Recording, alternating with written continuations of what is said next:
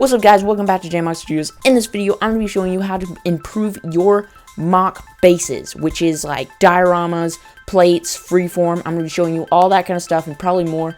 And this is part one of probably a 3 or 4 part series where I'm going to be showing you how to improve your MOCs throughout the entire process of MOC building. So let's get into it, guys. The best base plate to use first is definitely just the normal base plate. You know, it looks so good and it's so nice. And no, I'm kidding, guys. Don't do it. It just doesn't look right. It's useful for large scale MOCs, but do not use it for small scale MOCs if you're just starting to collect pieces. I would much rather you, and you would probably like it better if you did a freeform MOC or a diorama. It just makes it look a lot better since it's smaller. But if you have enough pieces, definitely get a bunch of these base plates, lay it out on a table, and just go at it. That is a great idea if you have that big of a collection. But if you don't, I would stick to avoiding this base plate just because it doesn't help your MOCs at all. So let's get into dioramas and see how those look. Dioramas. These are close to being the OG MOC base, but they're not quite. I mean, I did just say the normal base plate was the MOC OG, but I would definitely say use this. This is the classic looking MOC base, and if you're a new beginner, just use the normal square like this. See, just it looks sleek and it's really nice for beginners. But if you're looking for a new way to spice up your dioramas, I would definitely recommend taking out a middle section, see, like this, and adding in different details to give it a different look depending on what kind of MOC you are building.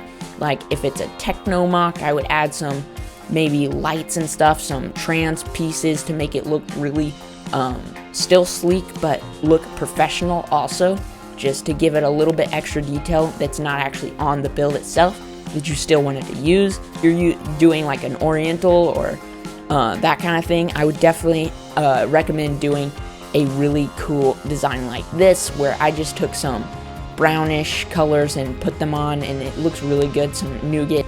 It's not super detailed, but it does add a little bit extra detail that you can use on those MOCs that gives it a little extra level of expertise and detail, which looks really good. If you want to spice up your dioramas even more, this is a snot technique that's not even connected.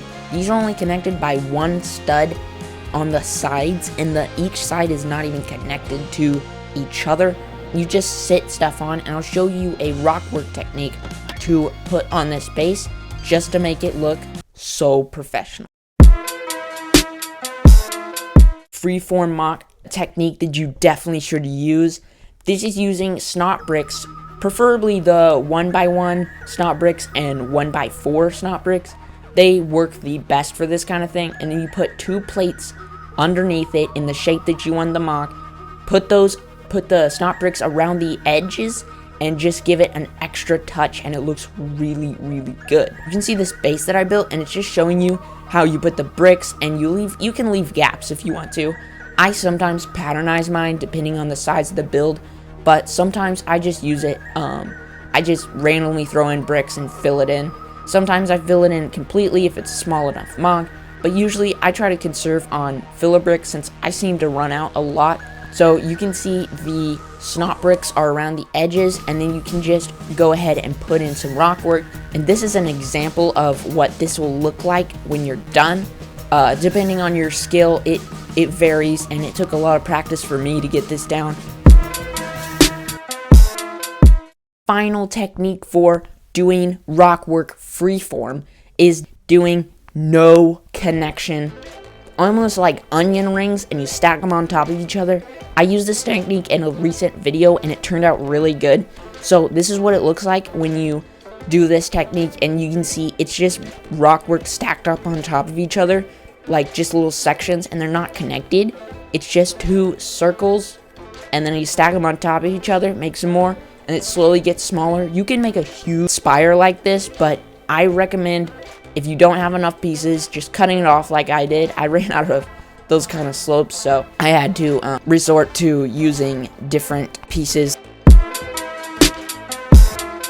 So those were my tips and tricks for the video, and I really hope you enjoyed it. This is part 1. Remember, stick around for part 2.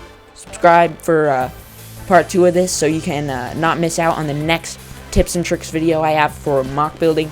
And as always, like, subscribe, comment, and I'll see you guys in the next one. Bye.